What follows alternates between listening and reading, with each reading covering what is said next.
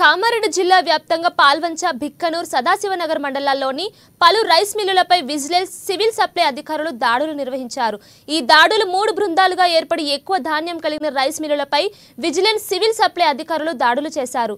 కామారెడ్డి జిల్లా కేంద్రం పరిధిలోని ఆరేపల్లి శివారులోని సైవే రైస్ మిల్లులో మెదక్ జిల్లా civil supply district manager Harikrishna ఆధ్వర్యంలో దాడులు చేశారు. 2022వ సంవత్సరం నుండి 2024 వరకు ఖరీఫ్, రబీ సీజన్లో ప్రభుత్వం కొనుగోలు చేసిన వరి ధాన్యం నిల్వలకు సంబంధించిన లెక్కలు తీసినట్లు హరికృష్ణ అన్నారు.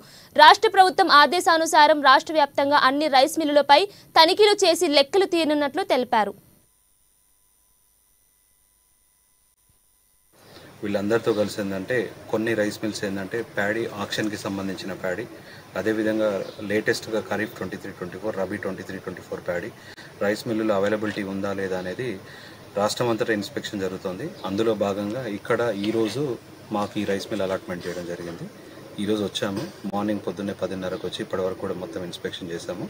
మొత్తం ప్యాడీ అవైలబిలిటీ కూడా ఉంది.